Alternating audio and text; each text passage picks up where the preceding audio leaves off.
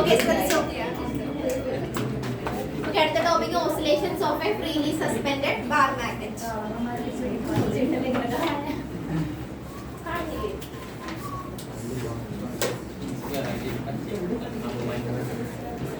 Okay, topic എടുക്കുക oscillations of a freely suspended bar magnet.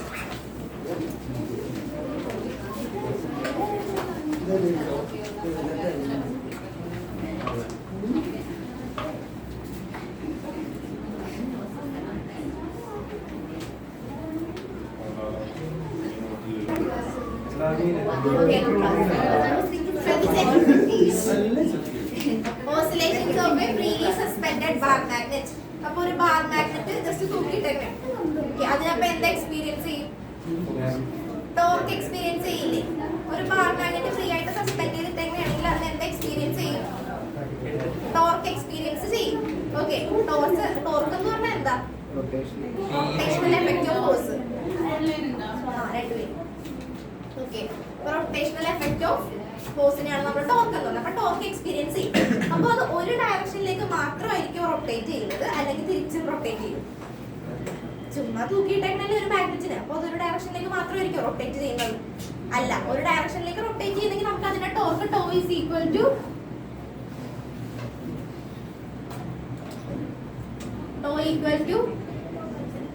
mb sin θ എന്ന് എഴുതാം. പക്ഷേ നമ്മൾ റൊട്ടേറ്റ് ചെയ്ത് അതിന് റൊട്ടേറ്റ് ചെയ്താൽ തിരിച്ചും റൊട്ടേറ്റ് ചെയ്യില്ലേ? തിരിച്ചു വേണമെങ്കിൽ റൊട്ടേറ്റ് ചെയ്യാമല്ലോ. അപ്പൊ അതിന് എന്ത് ടോർക്ക് വരും? റീസ്റ്റോറിംഗ് ടോർക്ക് വരും. റീസ്റ്റോറിംഗ് ടോർക്ക് എന്ന് പറയുമ്പോൾ ഓപ്പോസിറ്റ് ഒന്ന് ഇമാജിൻ ചെയ്ത് നോക്കട്ടെ. ഒരു ബാർ മാഗ്നറ്റ് ജസ്റ്റ് തൂക്കിയിട്ടേക്കണേ, അപ്പൊ അത് റൊട്ടേറ്റ് ചെയ്യുമ്പോൾ അതിന് ടോർക്ക് കിട്ടും. പക്ഷെ ഒരു ഡയറക്ഷനിലേക്ക് മാത്രമല്ല, അത് തിരിച്ചും എന്ത് ചെയ്യാം? റൊട്ടേറ്റ് ചെയ്യാം. അപ്പൊ അതിന് എന്ത് ടോർക്ക് കിട്ടും? റീസ്റ്റോറിംഗ് ടോർക്ക് കിട്ടും. മനസ്സിലാവുന്നുണ്ടാ പറയുന്നത്? ഒന്ന് ഇമാജിൻ ചെയ്ത് നോക്കിക്കേ. റൊട്ടേറ്റ് ചെയ്യുന്നത് ഇങ്ങനെ കിടക്കുന്നതാണെങ്കിൽ ഈ ഡയറക്ഷനിലും റൊട്ടേറ്റ് ചെയ്യാം, അതുപോലെ തന്നെ തിരിച്ച് റീസ്റ്റോറിംഗ് ടോർക്ക് ഇപ്പുറത്തേക്കും റൊട്ടേറ്റ് ചെയ്യാം. അപ്പൊ അതിനെ നമുക്ക് റീസ്റ്റോറിംഗ് ടോർക്കിനെ എങ്ങനെ എഴുതാം? Tau is equal to minus mb sin θ. Okay, ഇനി റൊട്ടേഷണൽ അനലോഗ് ഓഫ് ടോർക്ക് +1 പഠിച്ചതാ. Rotational analogue tau equal to I alpha പഠിച്ചിട്ടുണ്ടായിരുന്നു. Tau equal to I alpha rotational analogue. Rotation പഠിച്ചപ്പോ സർക്കുലർ മോഷൻ പഠിച്ചപ്പോഴത്തേക്ക് പഠിച്ചിട്ടുണ്ടായിരുന്നു. ഇത് രണ്ടും നമുക്ക് ഈക്വൽ ആക്കി എഴുതാം. I alpha plus mb sin θ equal to 0. I ആൽഫനെ എനിക്ക് d square θ by dt square എന്ന് എഴുതാമല്ലോ. തീറ്റ എന്താ? ഇവിടുത്തെ തീറ്റ ആംഗുലർ ഡിസ്പ്ലേസ്മെന്റ്. +1 പഠിച്ച കാര്യങ്ങളാണ് ഇതല്ല. Alpha angular acceleration. Okay, acceleration equal to rate of change of displacement by time d square theta by dt square. അതുകൊണ്ട് എനിക്ക് ആൽഫനെ എങ്ങനെ മാറ്റാം? d square theta by dt square plus mb sin theta equal to 0. ഇത് equation ഒന്ന് arrange ചെയ്യാനാണ്. d square theta by dt square plus mb by I sin theta. Sin theta is approximate to theta. Sin theta നമുക്ക് theta ഒക്കെ എടുക്കാം. theta equal to 0. ഈ equation നമുക്ക് ഇതിന് similar ആയിട്ടുള്ള വേറൊരു ഇക്വേഷൻ പറയാൻ പറ്റുമോ? ഇതിന് സിമിലർ ആയിട്ടൊരു ഇക്വേഷൻ പറയാൻ പറ്റുമോ? d square theta by dt square plus omega square x equal to 0. ഇത് പഠിച്ചിട്ടുണ്ടോ? ഒന്നും പഠിച്ചിട്ടില്ല. ഇത് പഠിച്ചിട്ടില്ലേ? പ്ലസ് 1 ൽ പഠിച്ചിട്ടില്ലേ? d square theta by dt square plus omega simple harmonic motion പഠിച്ചിട്ടില്ലേ? പ്ലസ് 1 ൽ പഠിച്ചിട്ടില്ല. d square theta by dt square plus simple harmonic motion equation പഠിച്ചിട്ടില്ലേ? ഓ പഠിച്ചിട്ടുണ്ടോ? കണ്ടിട്ടുണ്ടോ? എന്നാ എടുത്ത് നോക്കട്ടെ. പ്ലസ് 1 ചാപ്റ്റർ ഓസിലേഷൻസിലുണ്ട്. ഇങ്ങനെ ഒരു ഇക്വേഷനെ കണ്ടിട്ടില്ല. സിമ്പിൾ ഹാർമോണിക് മോഷന്റെ ഇക്വേഷൻ. സിമ്പിൾ ഹാർമോണിക് മോഷൻ എന്താന്ന് പറയാം? ഈ ഇക്വേഷൻ ഒന്ന് എഴുതി വെച്ചാൽ കേട്ടാ. സിമ്പിൾ ഹാർമോണിക് വെറുതെ പറയണല്ലോ, അല്ലെങ്കിൽ അറിയാഞ്ഞിട്ട് പറയണം. ഇനി ഈ രണ്ട് ഇക്വേഷൻ, ഇക്വേഷൻ നമ്പർ 1. അപ്പൊ ഈ ഇക്വേഷനോട് സിമിലർ ആയിട്ടുള്ള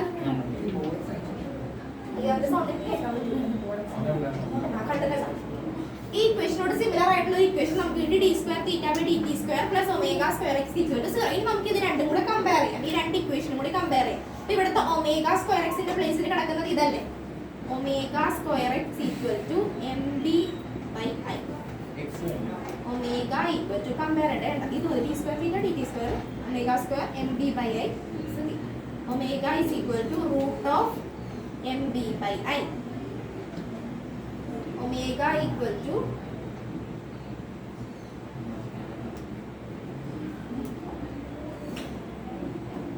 ഇതിനെപ്പറ്റി ഞാൻ പറഞ്ഞിട്ടുണ്ടെങ്കിൽ ഇത് പ്ലസ് 1 ആണെന്ന് പറയും.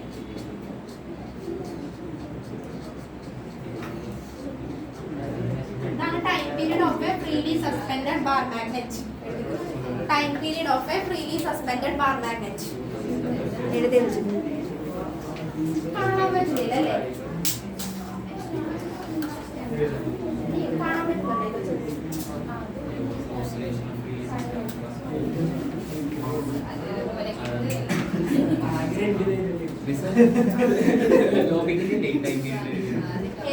ഇത് ഓസിലേഷൻസ് ഓഫ് ഫ്രീലി സസ്പെൻഡഡ്. ഇത് തന്നെയാണ് time period of a freely suspended bar magnet. ഇതാണ് ഇല്ല ആ ഇക്വേഷനോട് ഇക്വേഷൻ എടുത്ത് കഴിഞ്ഞപ്പോൾ ഇതിനോട് സിമിലർ ആയിട്ടുള്ള ഇക്വേഷൻ നമ്മൾ പഠിച്ചിട്ടുണ്ട്. അതാണ് d square theta by dt square plus omega square x is equal to 0. ഇത് കഴിഞ്ഞിട്ട്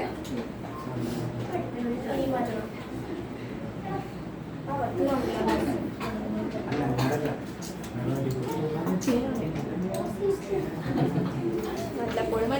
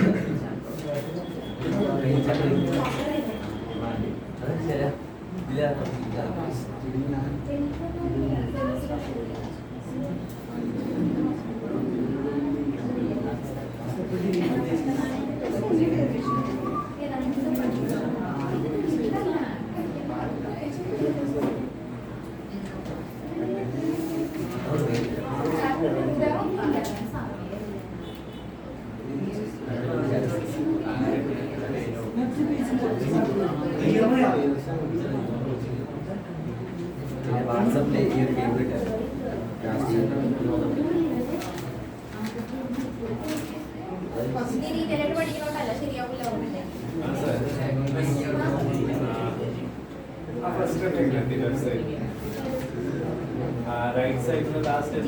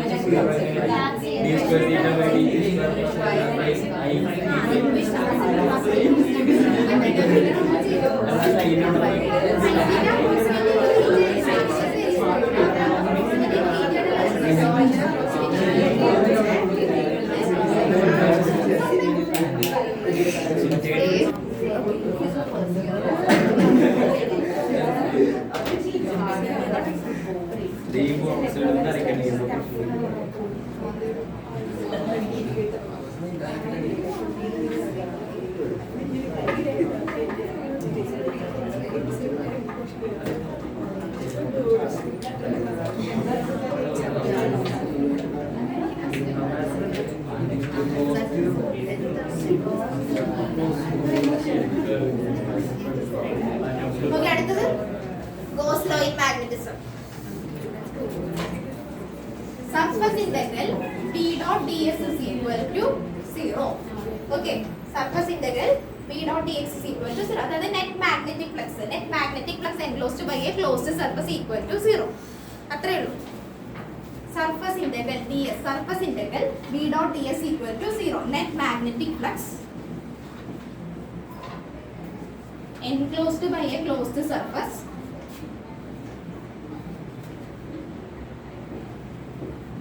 is 0.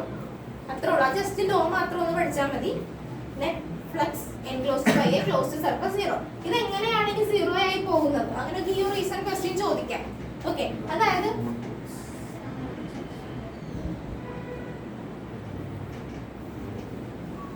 നമ്മൾ മാഗ്നറ്റിക് ഫീൽഡ് ലൈൻസ് വരയ്ക്കുന്നത് ഇങ്ങനെയല്ലേ? ജസ്റ്റ് ഒന്ന് ശ്രദ്ധിച്ച്, മാഗ്നറ്റിക് ഫീൽഡ് ലൈൻസ് വരയ്ക്കുന്നത് ഇങ്ങനെ. അപ്പൊ നമ്പർ ഓഫ് ലൈൻസ് എൻ്റർ ചെയ്യുന്ന എല്ലാ ലൈൻസും എന്ത് ചെയ്ത് പോകുന്നുണ്ട്? ലീവ് ചെയ്ത് പോകുന്നുണ്ട്. അപ്പൊ ഇവിടെ ഒരു നെറ്റ് ചാർജ് ഇവിടെ 0 ആണ്. അത്രേ ഉള്ളൂ. റീസൺ ചോദിച്ചിട്ടുണ്ടെങ്കിൽ number of lines entering equal to number of lines leaving. അപ്പൊ അവിടെ നെറ്റ് ചാർജ് എന്താണ്? 0 ആണ്. ഈ ക്വസ്റ്റ്യൻ മാത്രമേ അതിന് ചോദിക്കാൻ സാധ്യതയുള്ളൂ. State Gauss law in magnetism ചോദിക്കാം, ഓർ ഗീവ് റീസൺ എന്തുകൊണ്ടാണ് 0 ആയി പോകുന്നത്. വേഗം എഴുതിക്കും. Net flux enclosed by a closed surface is 0. Number of lines entering. ഈ ഒരു സർഫസിലേക്ക് എൻ്റർ ചെയ്യുന്ന ലൈൻസ് എല്ലാം തന്നെ ലീവ് ചെയ്ത് പോകുന്നില്ലേ? നമ്മളിത് കംപ്ലീറ്റ് ചെയ്ത് വരക്കുമ്പോൾ ഇങ്ങനെയല്ല നമ്മൾ വരക്കുന്നത്. അപ്പൊ ഇവിടെ കൂടെ എൻ്റർ ചെയ്യുന്ന എല്ലാ ലൈൻസും തന്നെ എന്താണ് ലീവും ചെയ്ത് പോകുന്നുണ്ട്. അപ്പൊ ഇവിടെ ഒരു നെറ്റ് ഫ്ലക്സ് നോക്കാനാണെങ്കിൽ നെറ്റ് ചാർജ് നെറ്റ് ഫ്ലക്സ് എന്ന് പറയുന്നത് എന്താണ് 0 ആയിരിക്കും. Equal number of lines entering equal to equal number of lines enter ചെയ്യുന്നതെല്ലാം തന്നെ എന്ത് ചെയ്ത് പോകുന്നുണ്ട് ലീവ് ചെയ്ത് പോകുന്നുണ്ട്. അതാണ് റീസൺ.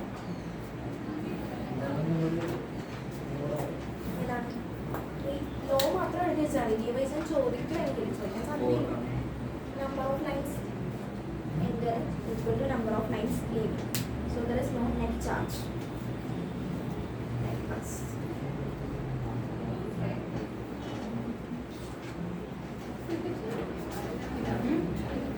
ടെക്സ്റ്റിൽ കറക്റ്റ് ആയിട്ട് റീസൺ പറഞ്ഞിട്ടുണ്ട്.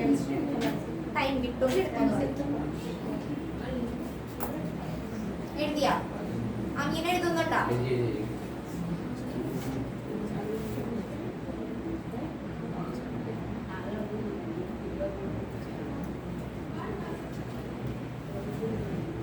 മൈസോട്ടെ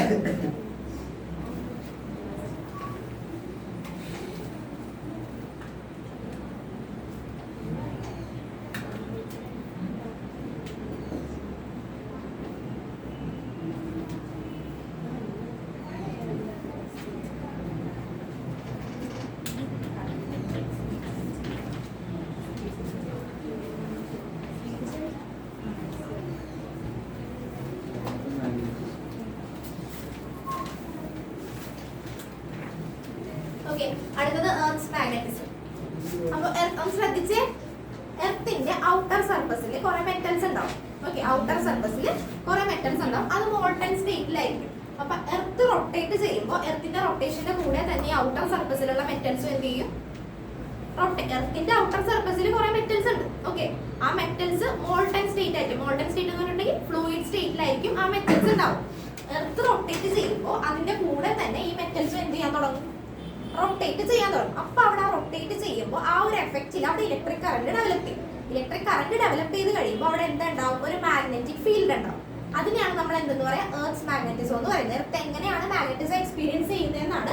അപ്പോൾ എർത്തിന്റെ ഔട്ടർ സർഫസിൽ എന്തുണ്ടാവും? മെറ്റൽസ് ഉണ്ടാവും. അത് മോൾട്ടൺ സ്റ്റേറ്റിലായിരിക്കും ഇരിക്കുന്നത്. എർത്ത് റൊട്ടേറ്റ് ചെയ്യുന്നതിനോടൊപ്പം തന്നെ ഈ മെറ്റൽസ് എന്ത് ചെയ്യും? റൊട്ടേറ്റ് ചെയ്യും. ആ ഒരു റൊട്ടേഷന്റെ എഫക്റ്റിൽ അവിടെ ഒരു ഇലക്ട്രിക് കറന്റ് ഡെവലപ്പ് ആവും.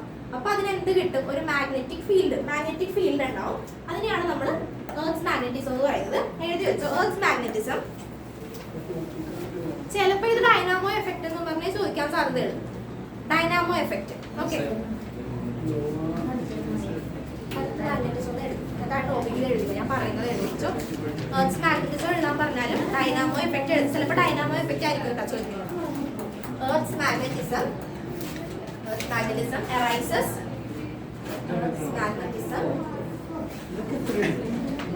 arises due to the Earth's magnetism arises due to the electric current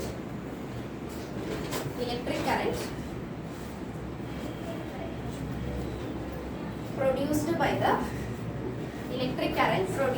the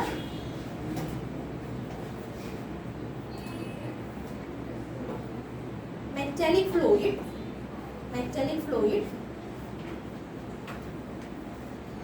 on the outer surface of the earth.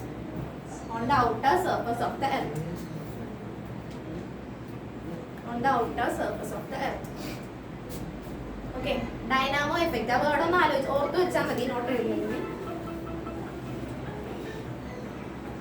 Dynamo effect അല്ലെങ്കിൽ എർത്ത് മാഗ്നറ്റിസം കിട്ടിയാ ഒന്നുകൂടെ പറയണം. ഔട്ടർ സർഫസിൽ മെറ്റൽസ് ഉണ്ടാവും. അത് മോൾട്ടൺ സ്റ്റേറ്റിലായിരിക്കും. അത് റൊട്ടേറ്റ് ചെയ്യുമ്പോൾ അവിടെ എന്ത് പ്രൊഡ്യൂസ് ചെയ്യും? Electric current. ആ ഒരു റൊട്ടേഷന്റെ എഫക്റ്റിൽ അവിടെ ഇലക്ട്രിക് കറന്റ് വരും. അപ്പൊ ഇലക്ട്രിക് കറന്റ് വന്നു കഴിയുമ്പോൾ അവിടെ എന്താവും? ഒരു മാഗ്നറ്റ് ആയിട്ട് ബിഹേവ് ചെയ്ത് എർത്തിന് മാഗ്നറ്റിക് എഫക്റ്റ് കിട്ടും. അതിനെയാണ് നമ്മൾ എന്താ പറയുക? Earth magnetism or Dynamo effect. Okay,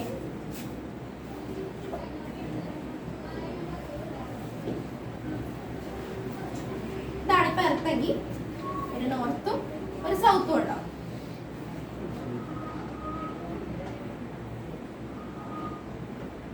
ഈ ഒരു ആക്സിസിന് നമ്മൾ പറയുന്ന പേരെന്താണ് അറിയാവോ? The line which joining north and south of the earth is called geographic axis. എഴുതിക്കോ. ഇതൊക്കെ സെന്റൻസ് ആയിട്ട് ജസ്റ്റ് എഴുതി വെക്കാൻ മാത്രമേ ഉള്ളൂ, വേറെ ഒന്നുമില്ല. ജിയോഗ്രാഫിക് ആക്സിസ് വേറെ ഒന്നും പറയാനൊന്നുമില്ലല്ലോ ഒന്നും പ്രത്യേകിച്ച്. അമ്മ ചിരിയുടെ ഒന്നും അതിനുണ്ടാവും ഉള്ളതല്ലേ?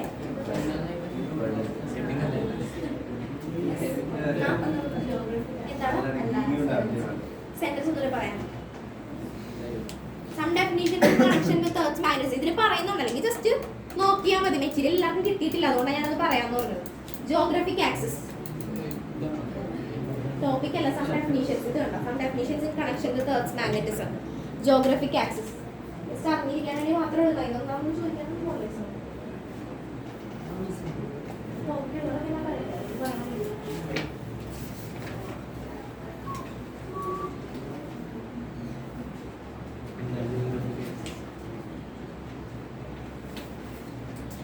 the line which joining എഴുതിയാ the line which joining geographic north and geographic south is called geographic axis. എഴുതിയാ the line which joining geographic north and geographic south is called geographic axis.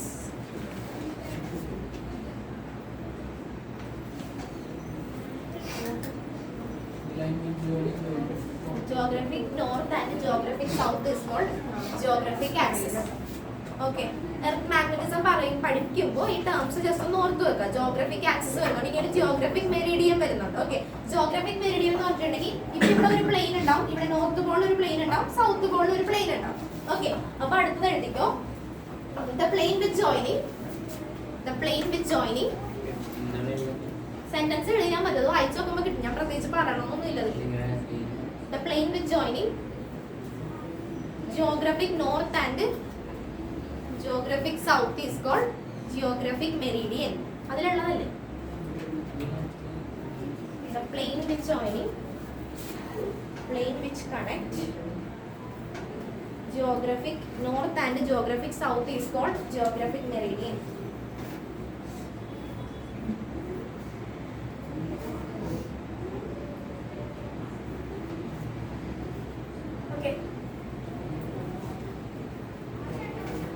ഇത് നമ്മൾ ബേസിക് ആയിട്ട് എർത്തിന്റെ കാര്യങ്ങൾ പറയുമ്പോൾ പഠിക്കണതാണ്. നോർത്തും സൗത്തും ഒരു axis connect ചെയ്യുന്നുണ്ട്, അത് Geographic axis. നമുക്കിവിടെ പഠിക്കേണ്ടത് എർത്ത് മാഗ്നറ്റിസോ പഠിക്കേണ്ടത്. അപ്പൊ ഞാൻ പറഞ്ഞു ഇത് റൊട്ടേറ്റ് ചെയ്ത് കഴിയുമ്പോൾ ഇതിന് എന്തുണ്ടാവും പറഞ്ഞാൽ ഒരു മാഗ്നറ്റ് ആയിട്ട് ബിഹേവ് ചെയ്യുമെന്നാ പറയുന്നത്. മാഗ്നറ്റ് എന്ന് പറയുമ്പോൾ അതിന് എന്തുണ്ടാവും? ഒരു നോർത്ത് പോളും ഒരു സൗത്ത് പോളും ഉണ്ട്. അപ്പൊ ഇവിടെ ഒരു north pole of the magnet and south pole of the magnet. ചോദിക്കുമെങ്കിലും ഫിഗർ വരച്ച് കാണിക്കണം. വരച്ച് കാണിക്കുമ്പോൾ ശ്രദ്ധിക്കേണ്ടത് north pole of the magnet ഇവിടെയും south pole of the magnet ഞാൻ ഇവിടെയുമാണ് മാർക്ക് ചെയ്തിരിക്കുന്നത്. അതായത് എർത്തിന്റെ ആക്സിസിന് കറക്റ്റ് നേരെയായിട്ട് നമുക്ക് പോൾസ് മാർക്ക് ചെയ്യാൻ പറ്റില്ല. ഓക്കെ, ഇവിടെ north pole of the magnet, ഇത് south pole of the magnet.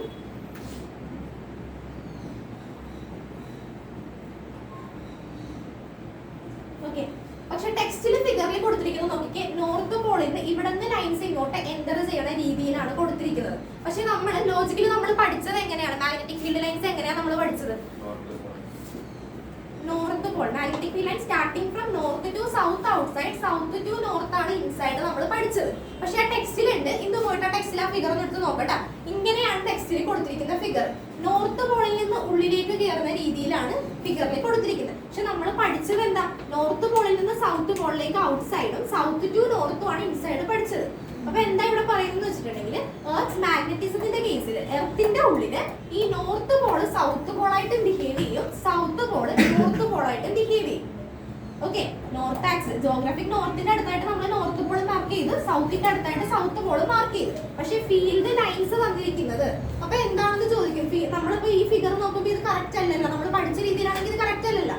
Field lines start ചെയ്യുന്നത് സൗത്ത് ടു നോർത്ത് ഇൻസൈഡും നോർത്ത് ടു സൗത്ത് ഔട്ട്സൈഡും. പക്ഷെ ഇവിടെ കൊടുത്തിരിക്കുന്നത് നോർത്തിൽ നിന്ന് സൗത്തിലേക്കാണ് ഉള്ളിൽ പോകുന്നത്. പക്ഷെ അതപ്പോ കറക്റ്റ് അല്ല. അതെന്താ റീസൺ എന്ന് വെച്ചിട്ടുണ്ടെങ്കിൽ എർത്തിന്റെ ഉള്ളില് north pole of the magnet behaves south pole and south pole behaves north pole. അതാണ് റീസൺ. ഓക്കെ, ഇനി അടുത്തത് ഇത് തമ്മിൽ ജോയിൻ ചെയ്യും. The line with joining, അടുത്ത എഴുതിക്കോ. The line with joining, ഇവിടെ നിന്ന് കീ റീസൺ ആ ഒരു ക്വസ്റ്റ്യൻ ആണ് നമുക്ക് എക്സ്പെക്ട് ചെയ്യാൻ. ഈ റീസൺ അത് എർത്തിന്റെ ഉള്ളിൽ നോർത്ത് പോൾ സൗത്ത് പോൾ ആയിട്ട് ബിഹേവ് ചെയ്യും, സൗത്ത് പോൾ നോർത്ത് പോൾ ആയിട്ട് ബിഹേവ് ചെയ്യും. അത്രേ ഉള്ളൂ. The line with joining north pole of the magnet and south pole of the magnet is called magnetic axis.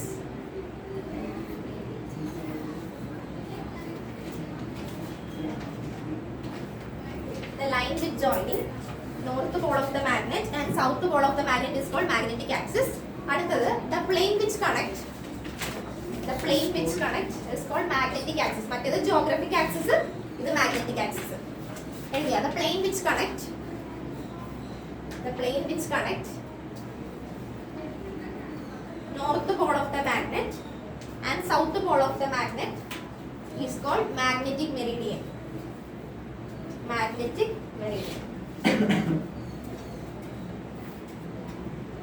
Magnetic meridian.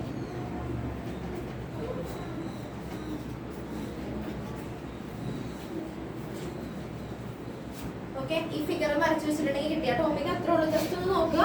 Geographic axis എന്ന് പറയുന്നത് എന്താ? Line which connect geographic north and geographic south is called geographic axis. ഇനി geographic meridian എന്താ പറയുന്നത്? the plane which connect geographic north and geographic south is called geographic meridian. ഇനി the line which connect north pole of the magnet and south pole of the magnet is called magnetic axis, and the plane which connect north pole of the magnet and south pole of the magnet is called magnetic meridian. കിട്ടിയോ? ഈ figure ഒന്ന് വരച്ചു വെച്ചു. ഈ lines ഇങ്ങനെ തന്നെ വരക്കണം കേട്ടോ.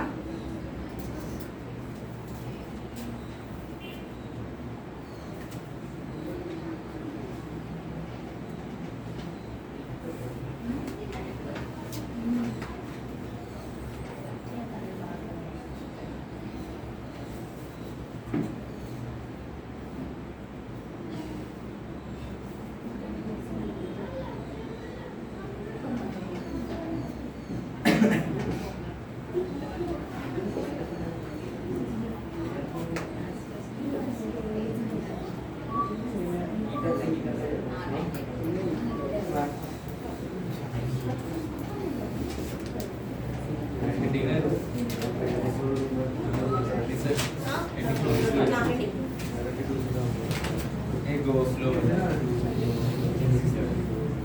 Smile.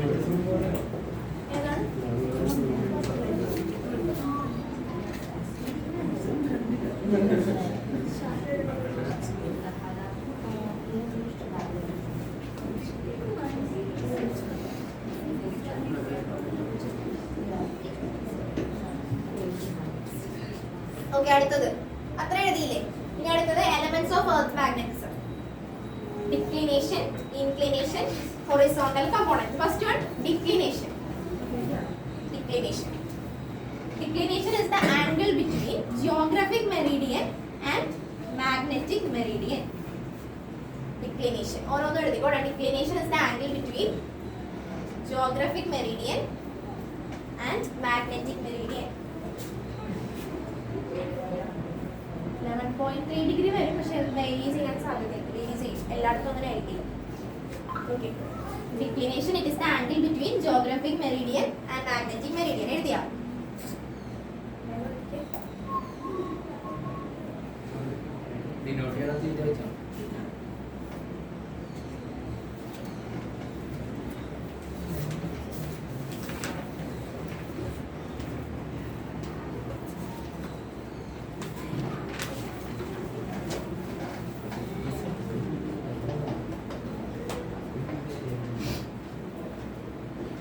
Okay, declination എഴുതിയാ?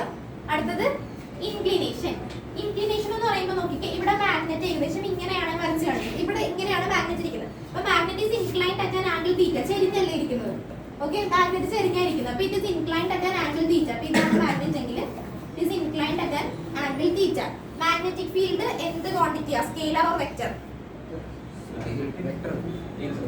Vector. So, അപ്പോൾ ഈ മാഗ്നറ്റിക് ഫീൽഡ് എന്ന് പറയുന്നത് it is inclined at an angle theta. So it can be resolved into two components. നമുക്ക് രണ്ട് കമ്പോണന്റ് ആയിട്ട് ഇതിനെ നമുക്ക് റിസോൾവ് ചെയ്യാം. ഈ ആംഗിൾ ആൽഫ ആണെങ്കിൽ ഇവിടെ എന്ത് വരും? Magnetic field B. Magnetic field can be resolved into two components. ഇത് ആൽഫ ആണെങ്കിൽ ഇവിടെ എന്ത് വരും? B cos alpha. ഇവിടെ എന്ത് വരും? B sine alpha. അപ്പൊ ഈ ആൽഫ എന്ന് പറയുന്ന ഈ ആംഗിൾ ആണ് നമ്മൾ എന്തെന്ന് പറയുന്നത്? ഇൻക്ലിനേഷൻ എന്ന് പറയുന്നത്. ഓക്കെ, അപ്പൊ എഴുതിക്കോ, it is the angle between total magnetic field B, total magnetic field B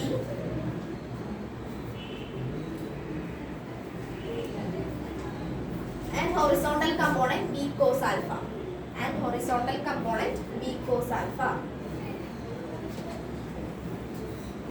ഇത് സൈഡിൽ വരച്ചു വെച്ചോട്ടെ, ജസ്റ്റ് ഓർത്തിരിക്കണമെങ്കിൽ വരച്ചു വെച്ചോ, അല്ലെങ്കിൽ സെന്റൻസ് മാത്രം എഴുതിയിട്ട് പിന്നെ ബി കോസ് ആൽഫ എങ്ങനെ വന്നൊന്ന് ആലോചിക്കുന്നത്. B cos alpha horizontal component മതി, അങ്ങനെയാലും മതി, ജസ്റ്റ് ഒന്ന് ഓർത്തിരിക്കാൻ വേണ്ടി അത് വരച്ചു വെച്ചു.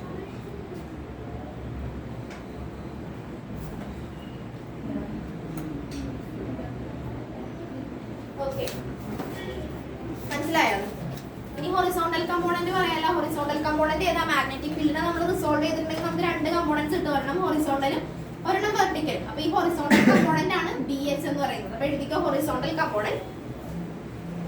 It is the horizontal component of it is the horizontal component of total magnetic field B. It is the horizontal component of total magnetic field B.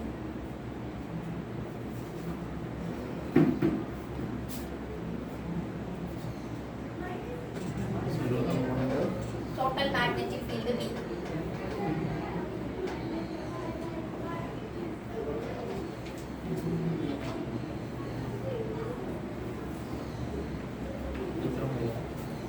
ഈ ഹൊറിസോണ്ടലിനെയും വെർട്ടിക്കലിനെയും കണക്ട് ചെയ്യുന്ന റിലേഷൻ. ഹൊറിസോണ്ടൽ കമ്പോണന്റ് ഏതാ? B H equal to B cos alpha. Vertical component B V equal to B sine alpha. Okay, D V by B H equal to B sine alpha by B cos alpha.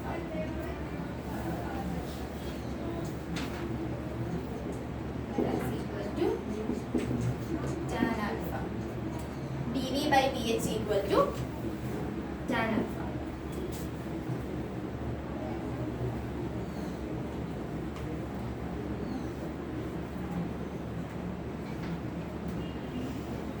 എഴുതിയാ?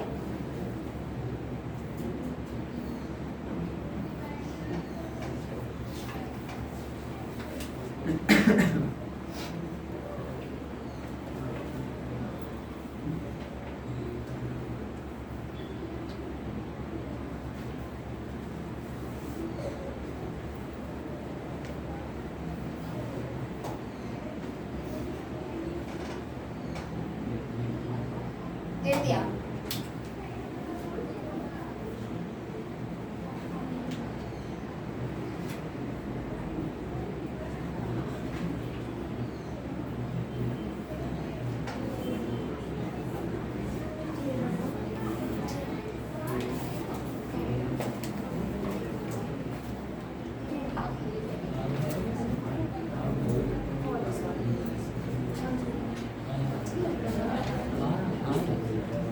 അടുത്തത് എഴുതിക്കോ. കഴിഞ്ഞ അടുത്തത് some important terms used to describe magnetic properties of material.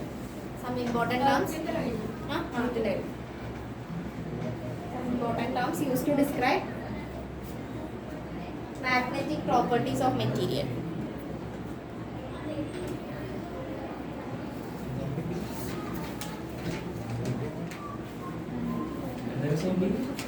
Some important properties used to describe magnetic properties of a material.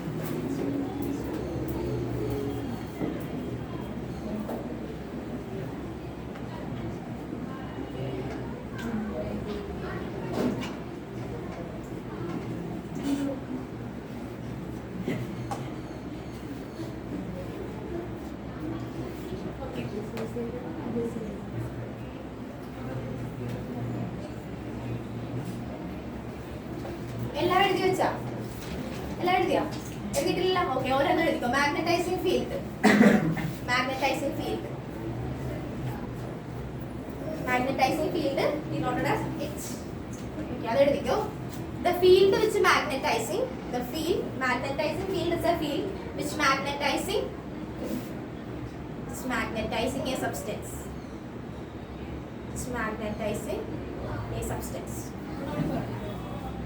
magnetizing field is a field which magnetizing a substance or material okay അപ്പോൾ എന്താണ് കിട്ടിയത് ഇത് നമുക്ക് പറയാം magnetizing field എന്താണ് magnetizing field എന്ന് പറയുമ്പോൾ ഇപ്പൊ നമുക്കൊരു മാഗ്നറ്റ് ഉണ്ട് north Paul south Paul okay ഒരു മാഗ്നറ്റ് ശ്രദ്ധിക്കണേ നോർത്ത് പോൾ സൗത്ത് പോൾ ഒരു മാഗ്നറ്റ് ഉണ്ട് ഇതിന് ചുറ്റും എന്താ ഉണ്ടാവും ഒരു ഫീൽഡ് ഉണ്ടാവും ഈ ഫീൽഡിൽ കൊണ്ടുവന്ന് ഞാൻ ഒരു സബ്സ്റ്റൻസിനെ വെച്ചിട്ടുണ്ടെങ്കിൽ ആ സബ്സ്റ്റൻസ് എന്താവും മാഗ്നറ്റൈസ്ഡ് ആവും അല്ലെ മാഗ്നറ്റിക് പ്രോപ്പർട്ടി ഉണ്ടാവും അപ്പൊ ഈ ഒരു ഫീൽഡിനെ പറയുന്ന ഈ ഒരു സബ്സ്റ്റൻസിനെ മാഗ്നറ്റൈസ്ഡ് ആക്കുന്ന ഈ ഒരു ഫീൽഡിനെ നമ്മൾ പറയുന്ന പേരാണ് മാഗ്നറ്റൈസിങ് ഫീൽഡ് ഇനി ഒന്ന് വായിച്ചു നോക്കിയേ the field which magnetizing a substance magnetic field ഒരു നോർത്ത് പോൾ സൗത്ത് പോൾ ഉള്ള ഒരു മാഗ്നറ്റ് അതിന് ചുറ്റും മാഗ്നറ്റിക് ഫീൽഡ് ഉണ്ടാകും ഈ ഫീൽഡിൽ കൊണ്ടുവന്ന് ഞാൻ ഒരു സബ്സ്റ്റൻസിനെ വെച്ചപ്പോൾ ആ സബ്സ്റ്റൻസ് എന്തായി മാഗ്നറ്റൈസ്ഡ് ആയി അല്ലെ അപ്പൊ എന്താ പറയാ ദ ഫീൽഡ് ഈ ഒരു ഫീൽഡ് ആണ് അതിനെ മാഗ്നറ്റൈസ്ഡ് ആക്കിയത് the field which magnetizing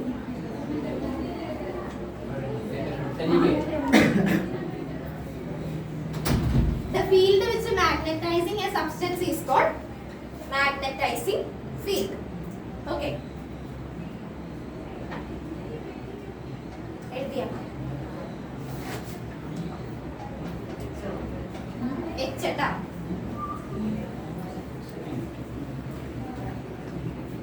B equal to mu H ഇതാണ് മാഗ്നറ്റിക് ഫീൽഡിനെയും മാഗ്നറ്റൈസിങ് ഫീൽഡിനെയും മാഗ്നറ്റിക് ഫീൽഡ് B എന്താണ് B എന്താ മാഗ്നറ്റിക് ഫീൽഡ് H എന്താ മാഗ്നറ്റൈസിങ് ഫീൽഡ് അപ്പൊ ഈ ഒരു ഫോർമുലയാണ് മാഗ്നറ്റിക് ഫീൽഡിനെയും മാഗ്നറ്റൈസിങ് ഫീൽഡിനെയും കണക്ട് ചെയ്യുന്ന formula B equal to mu H mu എന്താ ഒരു മീഡിയം ഓക്കെ ഇപ്പൊ ഫ്രീ സ്പേസിലാണെങ്കിൽ B0 equal to mu 0 H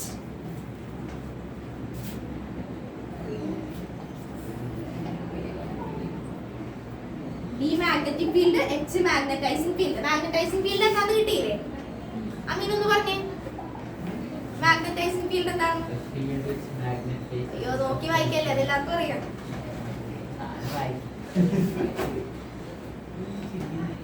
okay എഴുതിയാ Amar എഴുതിയാ ഇനി അടുത്തത് പെർമിയബിലിറ്റി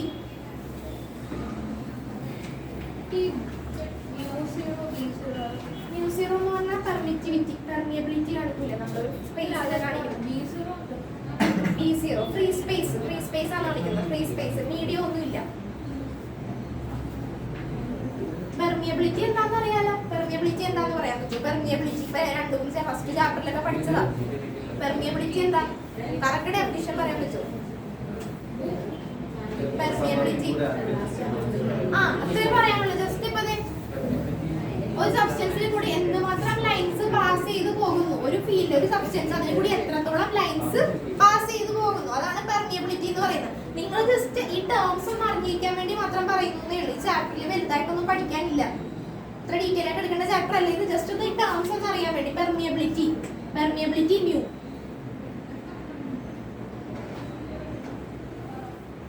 ഓക്കെ അടുത്തത് ഇന്റൻസിറ്റി ഓഫ് മാഗ്നറ്റൈസേഷൻ എഴുതിക്കോ magnetic dipole moment permeability just അത്ര ഒന്ന് ആദ്യം സെന്റൻസ് ആയിട്ടൊന്നും എഴുതണ്ട പെർമിയബിലിറ്റി ജസ്റ്റ് നമ്മൾ കഴിഞ്ഞ ചാപ്റ്ററിൽ പഠിച്ചതല്ലേ ഡൈപോൾ മൊമെന്റ് അടുത്തത് dipole moment developed per unit volume അടുത്തത് dipole moment developed per unit volume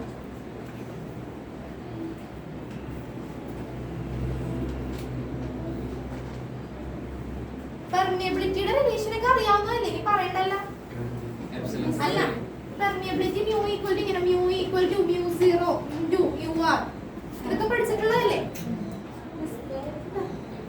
പഠിച്ചിട്ടില്ലെങ്കിൽ എഴുതി വെച്ച് ഇതൊക്കെ എഴുതി വെച്ച് mu equal to mu 0 into mu r relative permeability കാണാൻ വേണ്ടി നമ്മൾ mu r equal to mu by mu 0 ഇത് പഠിച്ചിട്ടുള്ളതല്ലേ അതുകൊണ്ടാണ് ഞാൻ പ്രത്യേകിച്ച് പറയാറുള്ളത് developed per unit volume intensity of magnetization magnetic dipole moment developed per unit volume I equal to m by v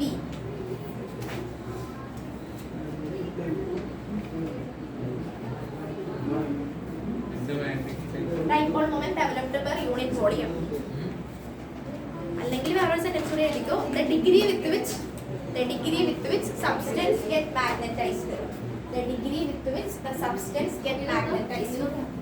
Magnetic dipole moment developed in intensity magnetization.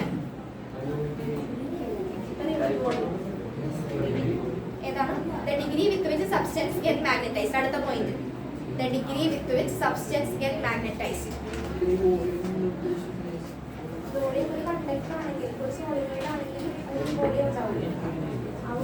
ഓരോ ഡിഗ്രിയിൽ magnetised ആവും. ആ substance magnetized ആവും. നമ്മൾ പഠിച്ചിട്ടില്ലേ solenoid behave as a magnet എന്ന് നമ്മൾ പഠിച്ചിട്ടുണ്ട്. പക്ഷേ ഇതൊരു മാഗ്നറ്റ് അല്ലേ. അപ്പൊ ഇതിൽ ഓരോ സബ്സ്റ്റൻസും ഓരോ ഡിഗ്രിയിലും ഡൈപോൾഡ് ആവും. Magnetic dipole moment per unit volume. ഓരോ വോളിയത്തിലുള്ളത് യൂണിറ്റ് വോളിയം. ഓക്കെ, അടുത്തത് സസെപ്റ്റബിലിറ്റി. സസെപ്റ്റബിലിറ്റി നമ്മൾ ശരിക്കും പറയുന്നത് ഇതെന്താ, ഇത് നോട്ട് ചെയ്യുന്നത് എന്താണെന്ന് അറിയാലോ, കൈ. എന്താണ് കൈ? അമീന എന്താന്ന് പറഞ്ഞേ? ഇതെന്താണ് നോട്ട് ചെയ്യുന്നത്? കൈ. ഇതിനെ നമ്മൾ പറയുന്നത് റീറ്റെയിനിങ് കപ്പാസിറ്റി എന്നാ പറയുന്നത്. റീറ്റെയിനിങ് കപ്പാസിറ്റി ജസ്റ്റ് എഴുതി വെച്ചോ. Retaining capacity.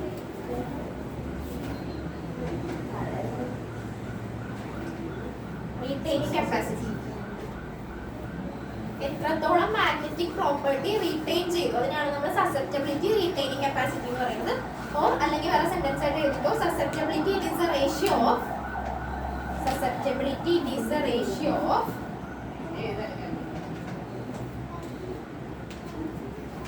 susceptibility is the ratio of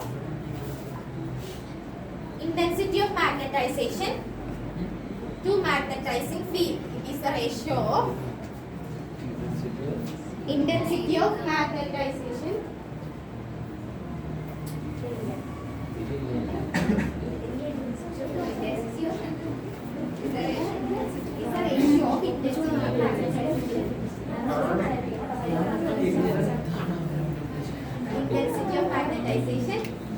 to magnetizing field.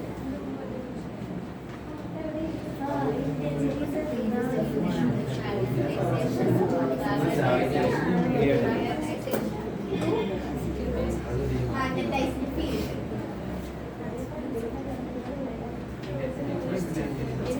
Intensity of magnetizing field. Susceptibility. Chi equal to I by H. Chi equal to I by H. Chi equal to I by H.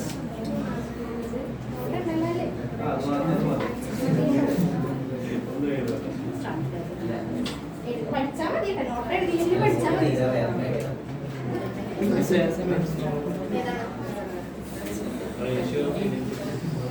Intensity of magnetization to magnetizing field. Chi equal to I by H.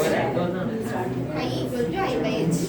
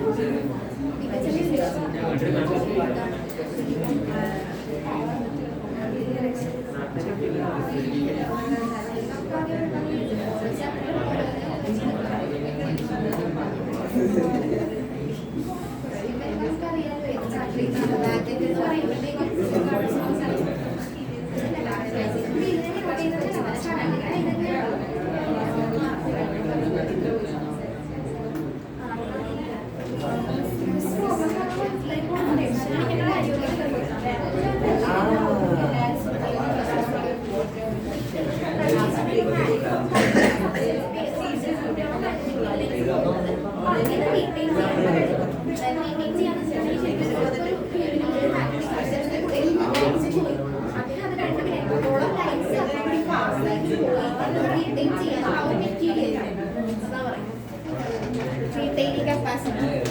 എഴുതിയാ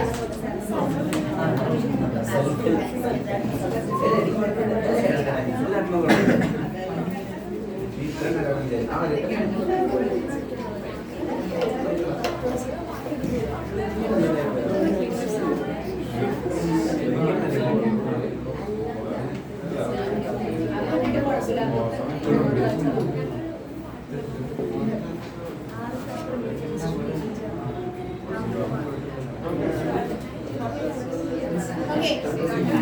ഇനി അടുത്തതായിട്ട് ചോദിക്കട്ടെ question ചോദിക്കണം relation connecting mu എന്താ permeability കൈ എന്താ susceptibility okay relation connecting mu and കൈ solenoid consider ചെയ്യണേണ്. ഈ സോളിനോയിഡിൽ കൂടെ കറന്റ് പാസ് ചെയ്ത് പോകുമ്പോൾ അത് എന്തായിട്ട് ബിഹേവ് ചെയ്യുമെന്ന് നമ്മൾ പഠിച്ചത്. ഒരു സോളിനോയിഡിൽ കൂടെ കറന്റ് പാസ് ചെയ്ത് പോകണേ, അപ്പൊ അത് എന്തായിട്ട് ബിഹേവ് ചെയ്യും? മാഗ്നറ്റ് ആയിട്ട് ബിഹേവ് ചെയ്യും അല്ലെ? അപ്പൊ മാഗ്നറ്റ് ആയിട്ട് ബിഹേവ് ചെയ്യും. അപ്പൊ നമുക്ക് മാഗ്നറ്റിക് ഫീൽഡ് എന്ന് പറഞ്ഞാൽ B0 is the magnetic field. Free സ്പേസിൽ കൺസിഡർ ചെയ്യാനാണെങ്കിൽ മാഗ്നറ്റിക് ഫീൽഡ് B0 എന്ന് എഴുതാം. B equal to മാഗ്നറ്റിക് ഫീൽഡിനെ പറ്റിയാണ് നമ്മൾ പറയുന്നത്. B equal to ഒരു ഫ്രീ സ്പേസിൽ കൺസിഡർ ചെയ്യാനാണെങ്കിൽ ഇവിടുത്തെ മാഗ്നറ്റിക് ഫീൽഡ് എന്ന് പറഞ്ഞാൽ B0 എന്ന് എഴുതാം. പ്ലസ് ഞാനിവിടെ ഒരു സബ്സ്റ്റൻസ് വെച്ച് ഒരു സബ്സ്റ്റൻസ് ഞാൻ വെച്ചു. അപ്പൊ ആ സബ്സ്റ്റൻസിന്റെ മാഗ്നറ്റിക് ഫീൽഡ് നമുക്ക് PM എന്ന് എഴുതാം. അപ്പൊ ഇതൊന്ന് വെച്ച് ഓർത്തിരിക്കില്ലെങ്കിൽ ഓർത്തിരിക്കും. ജസ്റ്റ് സൈഡിലൊന്നും വരച്ചില്ലല്ലേ, അത് ഓർത്തിരിക്കില്ലേ?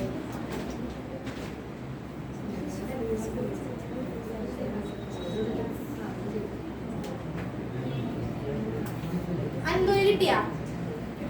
ഒരു സോളിനോയിഡിൽ കൂടി കറന്റ് പാസ് ചെയ്ത് പോകുന്നു. കറന്റ് പാസ് ചെയ്ത് പോയി കഴിയുമ്പോൾ അത് എന്തായിട്ട് ബിഹേവ് ചെയ്യും? മാഗ്നറ്റ് ആയിട്ട് ബിഹേവ് ചെയ്യും. അപ്പൊ ഒരു ഫ്രീ സ്പേസിലാവുമ്പോൾ magnetic field B equal to നമുക്ക് B0 എന്ന് എഴുതാം. പ്ലസ് ഇത് ഞാനിവിടെ ഒരു സബ്സ്റ്റൻസ് കൊണ്ടുവന്ന് വെച്ച്, ഒരു സബ്സ്റ്റൻസ് ഇൻട്രൊഡ്യൂസ് ചെയ്ത ഒരു മാഗ്നറ്റിക് ഫീൽഡിലേക്ക് സബ്സ്റ്റൻസ് കൊണ്ടുവന്ന് വെച്ച്. അപ്പൊ ആലോചിക്കണം, ഒരു ഫീൽഡിലേക്ക് നമ്മൾ സബ്സ്റ്റൻസ് കൊണ്ടുവന്ന് വെച്ച് കഴിയുമ്പോൾ ആ സബ്സ്റ്റൻസ് എന്താകുമെന്നാണ് നമ്മൾ പഠിച്ചത്. അവിടെ മാഗ്നറ്റൈസിങ് ഫീൽഡ് വരും. ആ സബ്സ്റ്റൻസ് എന്തായിട്ട് മാറും? മാഗ്നറ്റൈസ്ഡ് ആയിട്ട് മാറും. ഓക്കെ. പിന്നെ നമ്മൾ ഇന്റൻസിറ്റി, അപ്പൊ ഈ സബ്സ്റ്റൻസിന്റെ കാര്യം നമ്മൾ നോക്കാനാണെങ്കിൽ ഇന്റൻസിറ്റി ഓഫ് മാഗ്നറ്റൈസേഷൻ എന്ന് പറയുന്നത് magnetic field, magnetic dipole moment developed per unit volume, അതെല്ലാം നമ്മൾ ഇന്റൻസിറ്റി പഠിച്ചത്. അപ്പൊ ഈ സബ്സ്റ്റൻസ് കൊണ്ടുവന്ന് വെച്ച് കഴിഞ്ഞപ്പോഴത്തേക്കും ഇതെന്തായി? ഇന്റൻസിറ്റി ഓഫ് മാഗ്നറ്റൈസേഷൻ ഡെവലപ്മെന്റ് ചെയ്തു. Dipole moment developed per unit volume. അപ്പൊ നമുക്ക് ഇതിന്റെ ഇക്വേഷൻ എങ്ങനെ എഴുതാം? BM എന്ന് ഞാൻ എഴുതി. BM എന്ന് പറയുന്നത് magnetic field of a substance. ഇത് magnetic field of a free space. Free സ്പേസിൽ ഉണ്ടായിരുന്ന മാഗ്നറ്റിക് ഫീൽഡ് B0 പ്ലസ് ഇവിടെ ഞാൻ ഒരു സബ്സ്റ്റൻസ് വെച്ച് കഴിയുമ്പോൾ മാഗ്നറ്റിക് ഫീൽഡ് BM എന്ന് എഴുതി. ഇനി B0യുടെ വാല്യൂ എന്താ? B0 ഈക്വൽ ടു, ഇതിന് തൊട്ട് മുമ്പ് പഠിച്ച ടോപ്പിക്കിൽ ഞാൻ റിലേഷൻ പറഞ്ഞായിരുന്നു. B യും H ഉം തമ്മിൽ കണക്ട് ചെയ്യുന്ന relation. B equal to μ0 H plus ഇവിടെ നമുക്ക് എന്താ എഴുതാം? μ0 I എന്ന് ഞാൻ കൊടുക്കണേ. കാരണം സബ്സ്റ്റൻസ് ഇതിലേക്ക് വേറൊരു സബ്സ്റ്റൻസ് കൊണ്ടുവന്ന് വെച്ച് കഴിഞ്ഞപ്പോൾ അതിൽ dipole moment developed per unit volume. So ഇവിടെ ഞാൻ I എന്ന് കൊടുക്കണേ. ജസ്റ്റ് ശ്രദ്ധിച്ച ഈ റിലേഷൻ ചോദിക്കും. ജസ്റ്റ് ഇത്ര എഴുതിയാൽ മതി. B ഈക്വൽ ടു ഒരു സബ്സ്റ്റൻസ് ഫ്രീ സ്പേസിൽ ഇരുന്നപ്പോഴുള്ള മാഗ്നറ്റിക് ഫീൽഡ് B0, ഒരു സബ്സ്റ്റൻസ് കൊണ്ടൊന്ന് ഇൻട്രൊഡ്യൂസ് ചെയ്ത് കഴിഞ്ഞപ്പോൾ അതിന് BM എന്ന് എഴുതി. ഇക്വേഷൻ നമുക്കറിയാം μ0H പ്ലസ് μ0I. μ0H എന്ന് പറഞ്ഞിട്ടുണ്ടെങ്കിൽ സബ്സ്റ്റൻസ് ഫ്രീ സ്പേസിലായിരുന്നു. പക്ഷെ നമ്മൾ സബ്സ്റ്റൻസ് അല്ല, സോളിനോയിഡ് ഫ്രീ സ്പേസിലായിരുന്നു. പക്ഷെ നമ്മളൊരു സബ്സ്റ്റൻസ് വെച്ച് കഴിഞ്ഞപ്പോൾ അതിന് ഡൈപോൾ മൊമെന്റ് ഡെവലപ്ഡ് ചെയ്തു പെർ യൂണിറ്റ് വോളിയം. സോ നമുക്ക് അതിന് ഇന്റൻസിറ്റി ഓഫ് മാഗ്നറ്റൈസേഷൻ I കൊടുക്കാം. ഇനി നമുക്ക് ഇതിനെ എങ്ങനെ എഴുതാം? μ0 into H plus I. Then μ0, ഈ H ഔട്ട് സൈഡ് എടുക്കണേ. ഔട്ട് സൈഡ് എടുക്കുമ്പോൾ ഇവിടെ 1 പ്ലസ് I by H. ഓക്കെ. ഇതെന്താണെന്ന് വെച്ചിട്ടുണ്ടെങ്കിൽ ഈ ടേമിനെ H വെച്ച് മൾട്ടിപ്ലൈ ചെയ്ത് ഡിവൈഡ് ചെയ്ത്. അപ്പോൾ നമ്മൾ H ഔട്ട് സൈഡ് എടുത്തപ്പോൾ H into 1 plus I by H. ഇനി I by H എന്താണെന്ന് പഠിച്ചത്? I by H ഇപ്പൊ എഴുതിയത് I by H എന്താ? കൈ.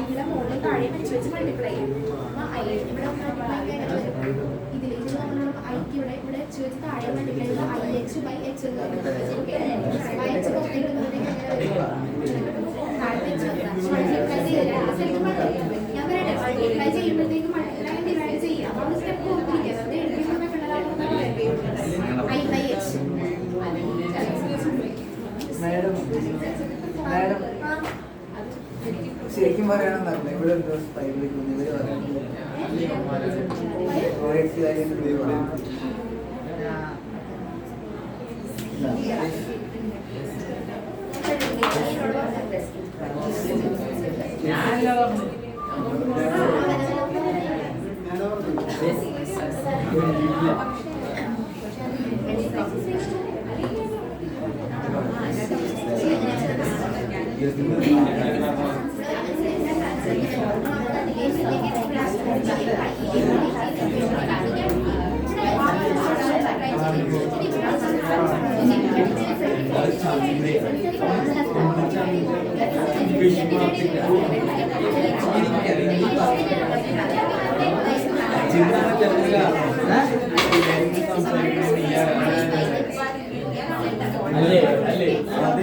That's when the magnetic field is in the air that is not meant to go for the magnetic field with the solid.